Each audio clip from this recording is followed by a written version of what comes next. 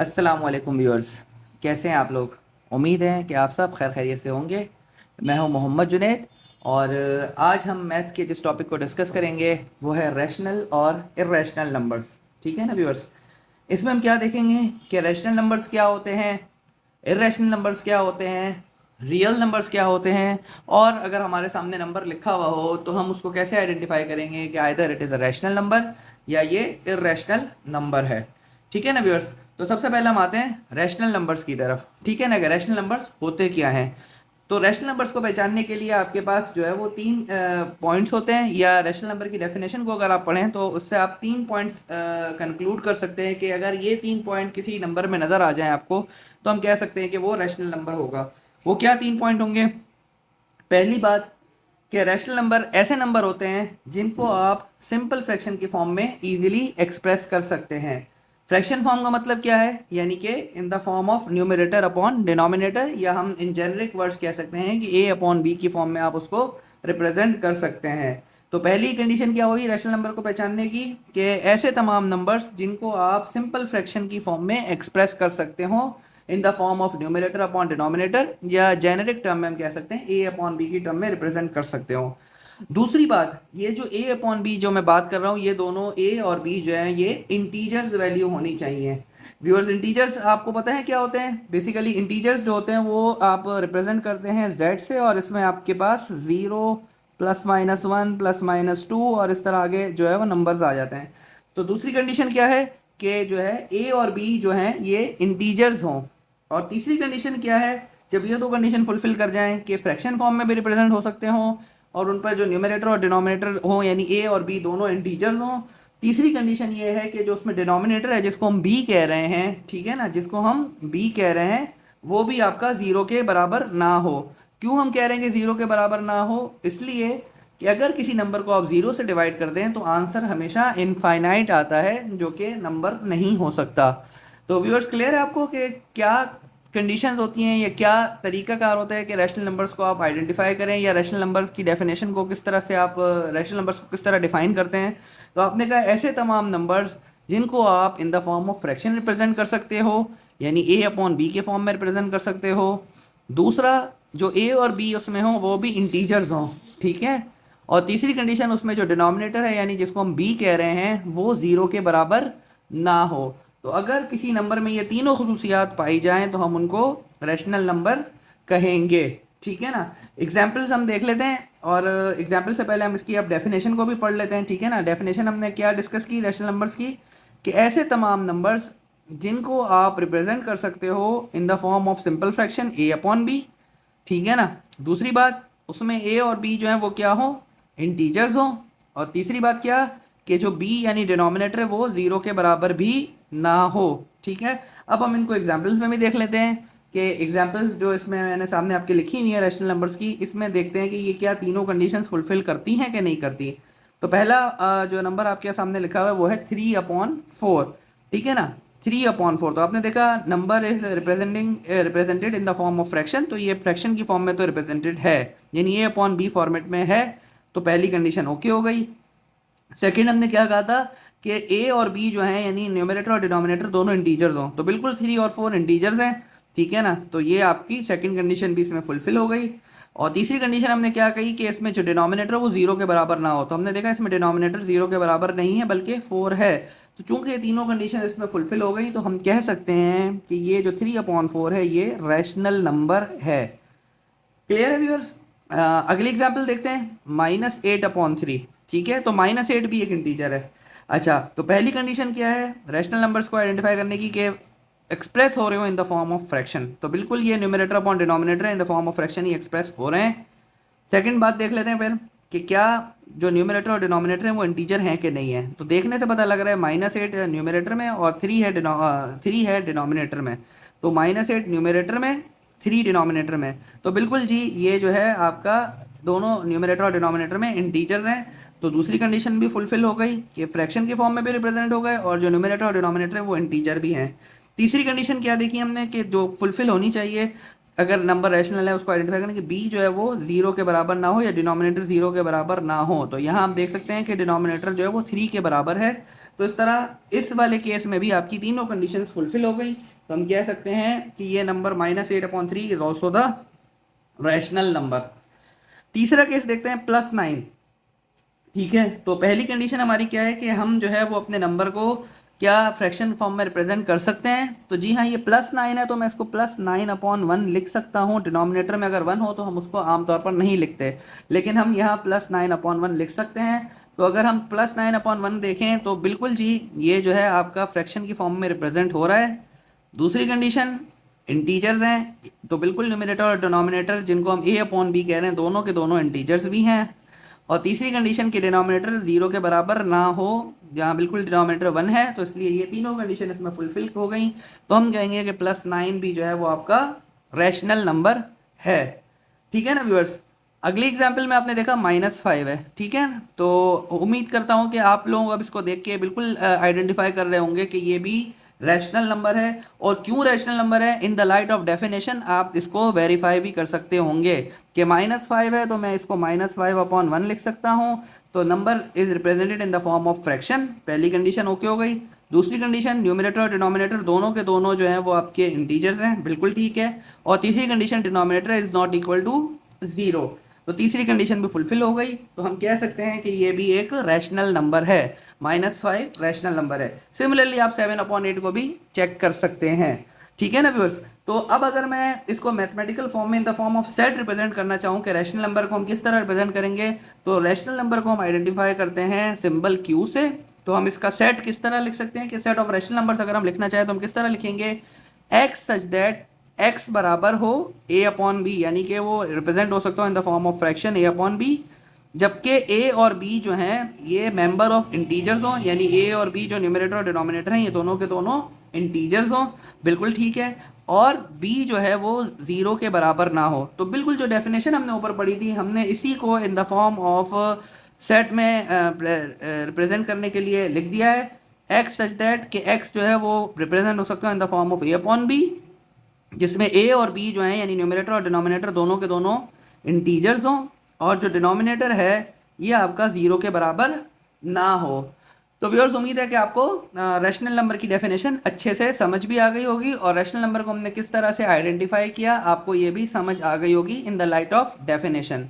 अब हम आगे बढ़ते हैं इर्रेशनल नंबर्स की तरफ। ठीक है ना, तो इर्रेशनल नंबर्स क्या होते हैं, तो बेसिकली हमने कहा कि रैशनल नंबर्स वो होते हैं जिनको हम एक्सप्रेस कर सकते हो in the form of fraction. तो इर्रेशनल नंबर में हम कहेंगे कि ऐसे तमाम नंबर्स जिनको हम in the form of simple fraction या in the form of ratio express ना कर सकते हो तो वो आपके इर्रेशनल नंबर्स कहलाते हैं। ठीक है ना, एग्जाम्पल आपके सामने मेंशन है। एक एग्जाम्पल है आपके पास √2। ठीक है ना, √2 को जब आप स्क्वायर रूट ऑफ 2 जब आप निकालते हैं तो आंसर आता है आपके पास 1.4142135 एंड डैश डैश डैश लगाने का मतलब है कि आगे ये वैल्यू कंटिन्यू चलती चली जा रही है, ख़त्म नहीं हो रही।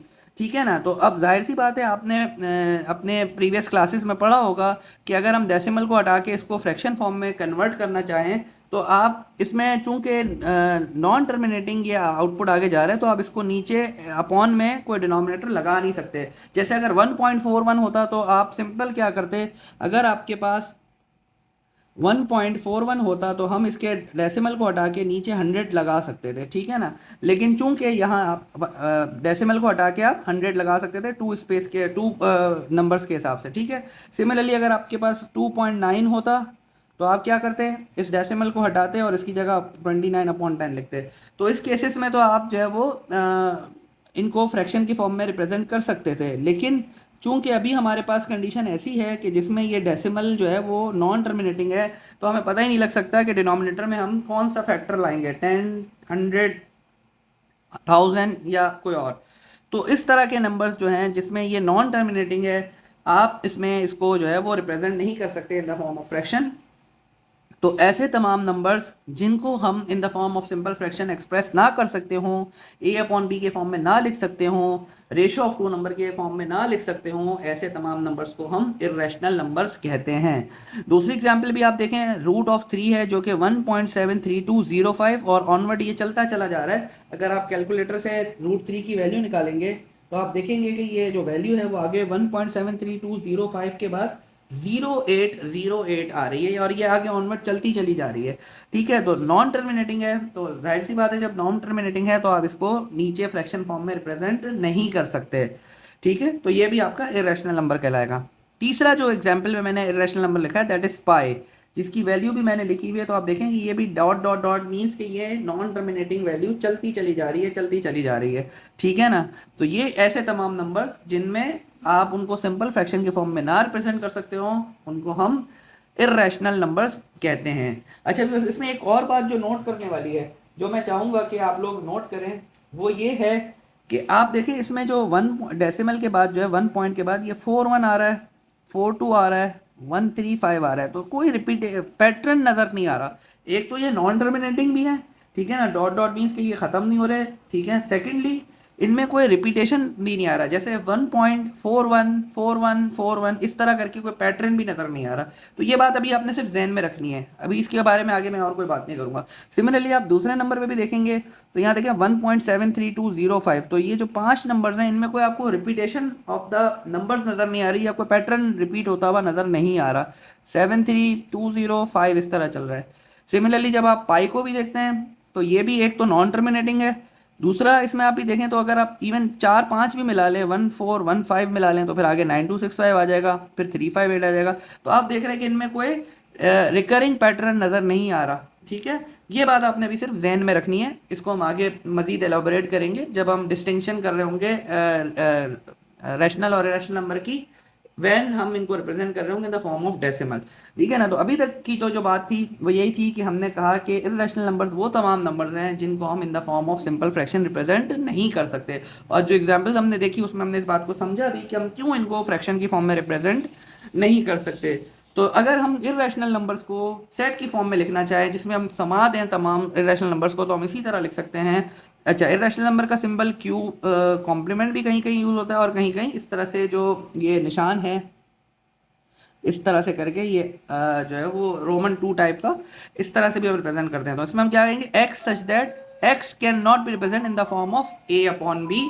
ठीक है ना, यानी कि वो फ्रैक्शन की फॉर्म में रिप्रेजेंट ना हो सकता हो, जबकि ए और बी जो है वो आपके इंटीजर हो और बी 0 के बराबर ना हो। क्लियर है व्यूअर्स कि हम कैसे जो है वो इरेशनल नंबर को in the form of set लिखेंगे कि x such that x is not equal to a upon b, यानी इरेशनल नंबर को हम in the form of fraction express नहीं कर सकते। बाकी वही कि a और b इसमें जो है वो इंटीजर्स हो और b इक्वल टू 0 ना हो।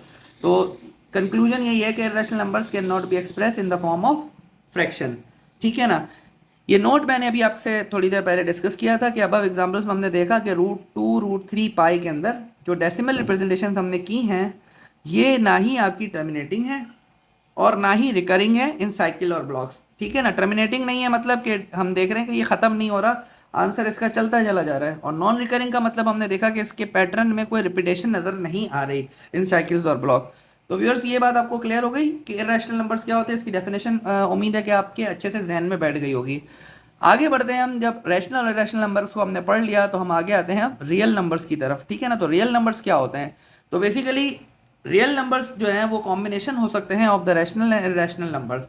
तो हम अगर रियल नंबर की इन जेनरिक सेट देखना चाहें कि रियल नंबर्स के सेट में कौन कौन से नंबर्स आ सकते हैं, तो हम कह सकते हैं कि set of real number is a union of a set of rational numbers and irrational numbers. ठीक है ना, यानी कि अगर हम रियल नंबर्स को जो है वो देखना चाहते हैं कि रियल नंबर्स में कौन कौन से नंबर्स आ सकते हैं, तो उसमें जी हाँ रैशनल नंबर्स भी आ सकते हैं और इरेशनल नंबर्स भी आ सकते हैं। और इन द फॉर्म ऑफ सेट हम कहें तो हम कहेंगे कि रियल नंबर बराबर होगा set of rational numbers union set of irrational numbers. ठीक है, तो व्यूअर्स आपको रियल नंबर्स भी क्लियर हो गए।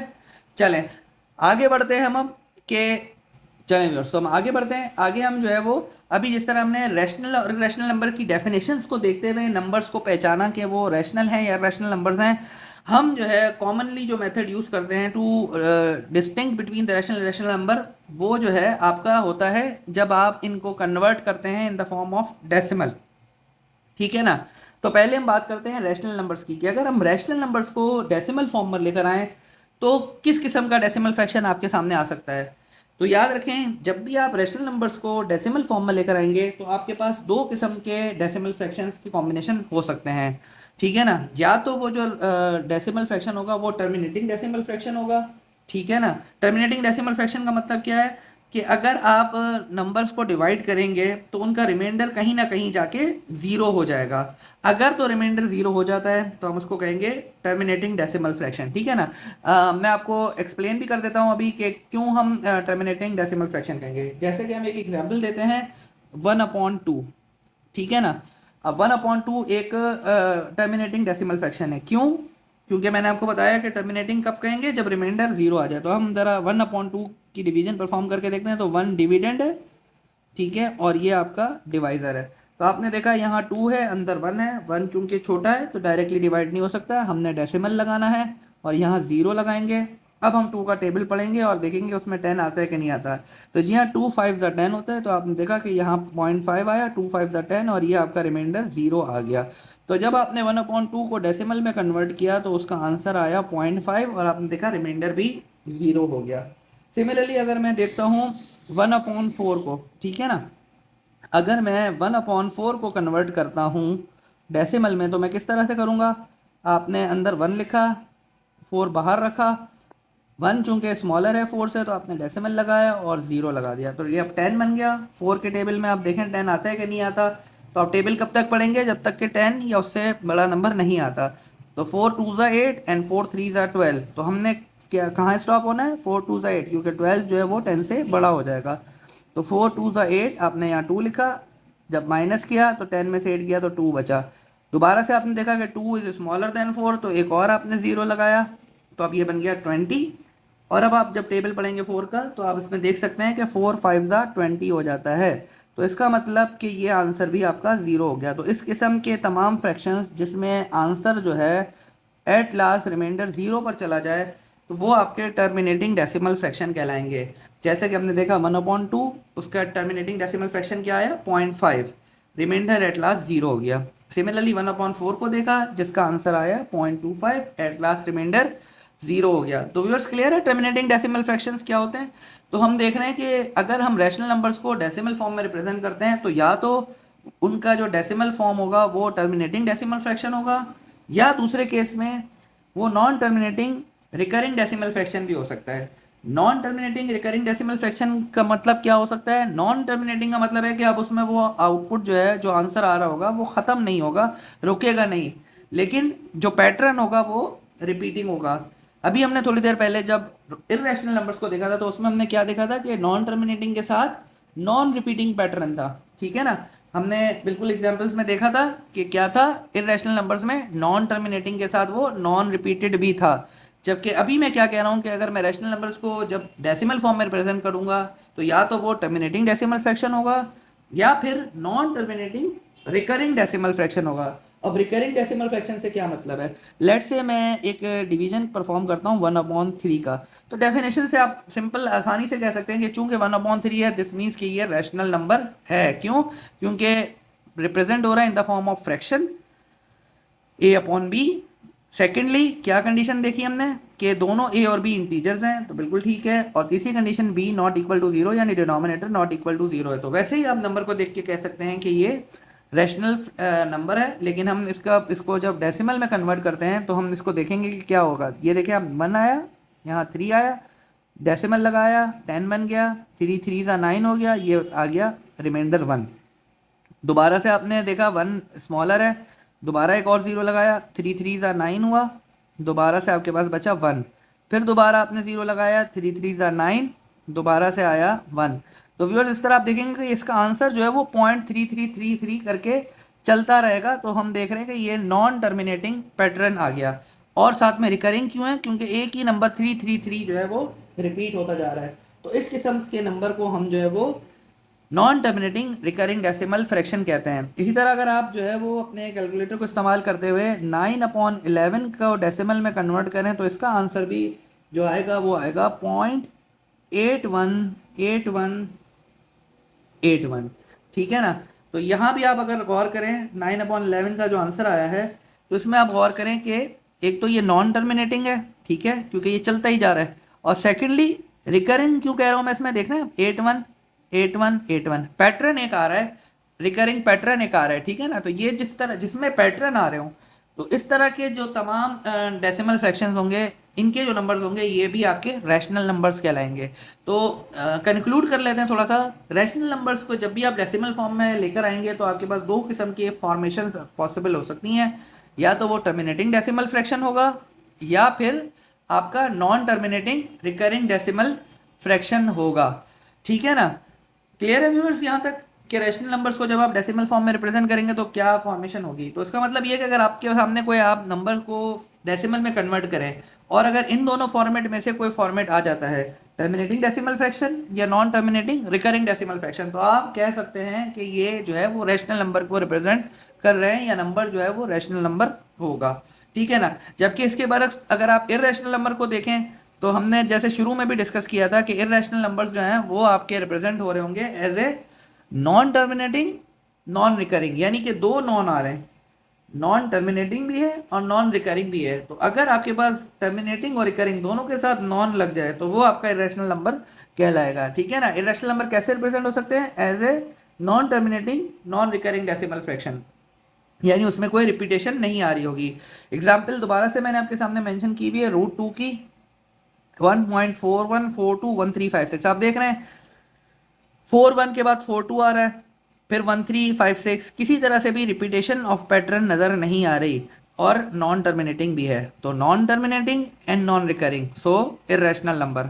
अगला देखते हैं √3। दोबारा से आप देखें इसमें जो आंसर है 1.73205080 और ये आगे चलता चला जा रहा है, ठीक है। तो again non terminating and non recurring. Clear है व्यूअर्स यहाँ तक आपको कि जो है वो जब आप नंबर्स को रैशनल इरेशनल नंबर्स को डेसिमल फॉर्म में कन्वर्ट करते हैं तो वो किस फॉर्मेट में आपके पास अपीयर होते हैं। रैशनल नंबर आपके पास डेसिमल फॉर्मेट में किस फॉर्मेट में अपीयर होंगे, या तो टर्मिनेटिंग डेसिमल फ्रैक्शन होंगे या फिर non terminating recurring decimal fraction होंगे। जबकि इसके बरक्स आप जब इरेशनल नंबर्स को कन्वर्ट करते हैं डेसिमल में तो वो आपके पास non terminating non recurring decimal fraction के पैटर्न पर नज़र आएंगे। उम्मीद है कि आपको यहाँ तक सारी बातें क्लियर हो गई होंगी, ठीक है। अब हम इन्हीं पॉइंट्स को यूज़ करते हुए आइडेंटिफाई करना सीखेंगे कि अगर आपके पास कोई नंबर दिया हुआ हो तो वो रैशनल नंबर होगा या इरेशनल नंबर होगा। ये आपकी ड्रिल होगी, आपकी प्रैक्टिस के लिए होगा, वरना जो अभी तक हमने जितनी बातें की हैं उससे आपको बड़ी आसानी से क्लियर हो जाना चाहिए कि आप कैसे आइडेंटिफाई करेंगे रैशनल और इरेशनल नंबर्स को। तो जो अभी तक बातें हमने लर्न की उन्हीं बातों को हम यूज़ करते हुए चले आगे एक्सरसाइज करते हैं कि कैसे आइडेंटिफाई कर सकते हैं हम रैशनल और इरेशनल नंबर्स को। तो ठीक है व्यूअर्स, आपके सामने ये एक जो है वो ड्रिल आ रही है जिसमें 4 नंबर्स मेंशन हुए हुए हैं और आपको आइडेंटिफाई करना है कि इनमें से कौन सा नंबर रैशनल है और कौन सा इरेशनल है। तो चले क्विकली हम पहले नंबर को देखते हैं 2/8। तो हम इसको डेफिनेशन से भी देखेंगे और इनको डेसिमल फ्रैक्शन में कन्वर्ट करके भी देखेंगे। तो डेफिनेशन हमने क्या पढ़ी थी, rational numbers can be represent in the form of fraction, ठीक है। पहली कंडीशन ये थी कि वो फ्रैक्शन की फॉर्म में रिप्रेजेंट हो सकते हो। दूसरा हमने देखा था कि जो फ्रैक्शन के न्यूमरेटर डिनोमिनेटर वो इंटीजर हो, और तीसरा हमने देखा था कि डिनोमिनेटर 0 के बराबर ना हो। तो हम देख सकते हैं पहला नंबर 2/8। तो देखें पहली कंडीशन दुरुस्त हो गई रैशनल नंबर की कंडीशन के जो है ये नंबर रिप्रेजेंट हो रहा है इन the form of simple fraction, ठीक है। A/B के फॉर्मेट में बिल्कुल रिप्रेजेंट हुआ है, तो पहली कंडीशन ट्रू हो गई। दूसरी कंडीशन के न्यूमरेटर और डिनोमिनेटर या A और B दोनों जो हैं वो आपके इंटीजर्स हैं, तो बिल्कुल जी हाँ दोनों इंटीजर्स भी हैं। और तीसरी बात क्या हमने देखी, तीसरी बात हमने देखी कि डिनोमिनेटर जो है वो 0 के बराबर ना हो। तो हमने देखा कि 8 जो है वो 0 नहीं है, यानी डिनोमिनेटर इसमें 8 है, 0 के बराबर नहीं है। तो तीनों कंडीशंस ट्रू हो गई, तो हम कह सकते हैं कि ये नंबर जो है वो आपका रैशनल नंबर है, ठीक है ना। अच्छा, इसको डेसिमल फॉर्म में भी कन्वर्ट करके देख लेते हैं कि डेसिमल फॉर्म में जब आप इसको कन्वर्ट करते हैं तो आंसर क्या आता है। तो जब आप 2 को 8 से डिवाइड करते हैं तो आंसर आ जाता है मेरे पास 0.25। तो आप देख रहे हैं ये कौन सी फॉर्म बनी डेसिमल फ्रैक्शन की, ये बनी आपकी टर्मिनेटिंग डेसिमल फ्रैक्शन, ठीक है ना, क्योंकि आंसर 0.25 आके ख़त्म हो गया, रिमाइंडर 0 हो गया। तो terminating decimal fraction means again हम कह सकते हैं कि ये रैशनल नंबर है, ठीक है। तो यहाँ से आपने देखा डेफिनेशन पॉइंट ऑफ व्यू से भी हमने आइडेंटिफाई किया कि ये नंबर रैशनल है, और जब डेसिमल फ्रैक्शन में कन्वर्ट करके देखा तो वहाँ से भी इसका आउटपुट आया टर्मिनेटिंग डेसिमल फ्रैक्शन। तो जब भी टर्मिनेटिंग डेसिमल फ्रैक्शन होगा या आपका non terminating recurring decimal fraction होगा तो हम कह सकते हैं कि वो रैशनल नंबर होगा। चलें दूसरी एग्जाम्पल देख लेते हैं, 5/√6, ठीक है। अच्छा जी, तो √6 को अगर आप देखें तो √6 को जब आप डेसिमल फॉर्म में कन्वर्ट करते हैं तो आंसर आ जाता है ये 5, और √6 की जगह मैं लिख सकता हूँ 2.449489 और इस तरह करके आगे। तो व्यूअर्स देख रहे हैं आप, ये जो नीचे √6 है ये आपका नॉन टर्मिनेटिंग नंबर है, ठीक है। तो जब नॉन टर्मिनेटिंग होता है तो इसको हम जो है वो फ्रैक्शन की फॉर्म में रिप्रेजेंट नहीं कर सकते। तो 5/2.449, तो चूंकि ये एक फ्रैक्शन की फॉर्म में रिप्रेजेंट नहीं हो सकता प्रॉपर, तो हम यहाँ से देख के कह सकते हैं कि पहली कंडीशन जो रैशनल नंबर की थी वो यही थी कि आपका रैशनल नंबर रिप्रेजेंट हो सकता है इन the form of simple fraction. तो यहाँ चूंकि ये सिंपल फ्रैक्शन की फॉर्म में रिप्रेजेंट नहीं हो सकता, 5/2.449489 आ रहा है, तो हम कह सकते हैं कि ये आपका इर्रेशनल नंबर होगा, ठीक है। तो डेफिनेशन पॉइंट ऑफ व्यू से भी आपने देख लिया कि इर्रेशनल नंबर होगा। और अगर हम इसको डेसिमल फ्रैक्शन में कन्वर्ट करते हैं तो देखते हैं क्या आंसर क्या आता है। तो 5/√6 का जो आंसर आता है वो आता है 2.04124। ये आप कैलकुलेटर से वैल्यू निकाल सकते हैं, 145 और इस तरह आगे। तो आप देख रहे हैं एक तो नॉन रिकरिंग नॉन टर्मिनेटिंग है एक तो, ठीक है ना, कि वैल्यू ख़त्म नहीं हो रही, और दूसरा नॉन रिकरिंग भी है कि पैटर्न रिपीट भी नहीं हो रहा। तो जब दोनों नॉन आ जाएं, नॉन रिकरिंग नॉन टर्मिनेटिंग, तो हम कह सकते हैं कि ये इर्रेशनल नंबर है। तो व्यूअर्स इस तरह से आपने दूसरे नंबर को भी आइडेंटिफाई कर लिया with the help of definition as well as with the help of कि आपने इसको डेसिमल फ्रैक्शन में कन्वर्ट करके कि ये रैशनल नंबर है कि नहीं है। उम्मीद करता हूँ व्यूअर्स तीसरा आप खुद अटेम्प्ट करने की कोशिश करेंगे। तीसरी एग्जाम्पल है 11/12, ठीक है ना। तो मैं एक्सपेक्ट कर रहा हूँ कि आप लोगों ने अपने जहन में इसको एवेलुएट करना शुरू कर दिया होगा कि ये रैशनल नंबर है या इर्रेशनल नंबर है। तो डेफिनेशन पॉइंट ऑफ व्यू से अगर हम देख रहे हैं तो ये number in the form of simple fraction represent हुआ है, तो पहली कंडीशन ट्रू हो गई। सेकंड कंडीशन क्या है कि न्यूमरेटर और डिनोमिनेटर दोनों इंटीजर हैं, ठीक है, तो ये कंडीशन भी ट्रू हो गई। दोनों 11 और 12 बोथ आर इंटीजर्स, तो ये कंडीशन भी ट्रू हो गई। और तीसरा के जो डिनोमिनेटर है वो 0 के बराबर ना हो, तो यहाँ डिनोमिनेटर 12 के बराबर है, तो तीसरी कंडीशन भी ट्रू हो गई। तो आप एट अ क्लास 11/12 को देखते हुए कह सकते हैं कि ये आपका रैशनल नंबर है, ठीक है। चलिए इसको डेसिमल फ्रैक्शन में कन्वर्ट करके देखते हैं कि क्या आता है। आइदर टर्मिनेटिंग डेसिमल फ्रैक्शन आना चाहिए या फिर non terminating recurring decimal fraction आना चाहिए। तो चलें देखते हैं 11/12 को डिवाइड करके कि क्या आता है कैलकुलेटर से। तो व्यूअर्स इसका आंसर जो आ रहा है वो आ रहा है डेसिमल में 0.916666 और ये आगे चलता चला जा रहा है। तो आप देख रहे हैं 91 के बाद ये 6666 का पैटर्न रिपीट होना शुरू हो गया। तो जी हाँ, किस तरह का डेसिमल फ्रैक्शन है ये? Non terminating recurring decimal fraction है। तो अगेन जब non terminating recurring decimal fraction है तो ये हम इसको यहाँ से भी कह सकते हैं कि ये रैशनल नंबर है, ठीक है ना। Rational numbers terminating decimal fraction या फिर non terminating recurring decimal fraction आ जाए तो ये आपका non terminating recurring decimal fraction की टाइप में आपका जो है वो ये आ रहा है, ठीक है व्यूअर्स। उम्मीद है कि आपको ये बात भी अब बड़े अच्छे से क्लियर हो गई होगी, ठीक है, कि ये non terminating recurring decimal fraction है।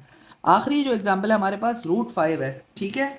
तो √5 है तो हम पहले तो देख लेते हैं कि √5 का आंसर आता क्या है, ठीक है ना। तो जब मैं √5 की वैल्यू निकालता हूँ तो वो आ रही है 2.23606 और आगे ये नॉन टर्मिनेटिंग वैल्यू चलती चली जा रही है। तो अगेन अगर आप इसको फ्रैक्शन की फॉर्म में रिप्रेजेंट करने की कोशिश करें तो आप इसको नहीं कर सकते, इसलिए कि आपको पता नहीं है कि डिनोमिनेटर पे क्या आएगा, आइदर 10 आएगा, 100 आएगा, 1000 आएगा, क्योंकि ये तो नॉन टर्मिनेटिंग है। तो इसका मतलब अगर हम डेफिनेशन पॉइंट ऑफ व्यू से देखें तो हम √5 को किसी भी तरह से डेसिमल फॉर्म में फ्रैक्शन फॉर्म में रिप्रेजेंट नहीं कर सकते। तो इसका मतलब डायरेक्टली हम कह सकते हैं कि ये आपका इर्रेशनल नंबर होगा, ठीक है। और दूसरी चीज़ भी आप देख रहे हैं इसमें जो डेसिमल फ्रैक्शन में चूंकि हमने इसको कन्वर्ट करके देख लिया तो हमने देखा कि इसमें कोई रिपीटिंग पैटर्न आपको नज़र नहीं आ रहा। तो यहाँ से भी आपको पता लग गया कि जब नॉन टर्मिनेटिंग और नॉन रिकरिंग पैटर्न आपके सामने हो तो वो नंबर इर्रेशनल नंबर होगा। तो व्यूअर्स मैं उम्मीद करता हूँ कि आज का लेक्चर आपको बड़े अच्छे से समझ आया होगा और जो है आप अब आसानी से रैशनल और इरेशनल नंबर्स को आइडेंटिफाई कर पाएंगे। वीडियो आपको पसंद आई हो तो उसको लाइक भी कीजिए और हमारे चैनल को सब्सक्राइब भी कीजिए ताकि आगे भी आपको इसी तरह की यूज़फुल इन्फॉर्मेशन मिल सके। बेल आइकन को प्रेस करना ना भूलें, चैनल को सब्सक्राइब करना ना भूलें। अपना बहुत ख्याल रखिएगा। अस्सलाम वालेकुम।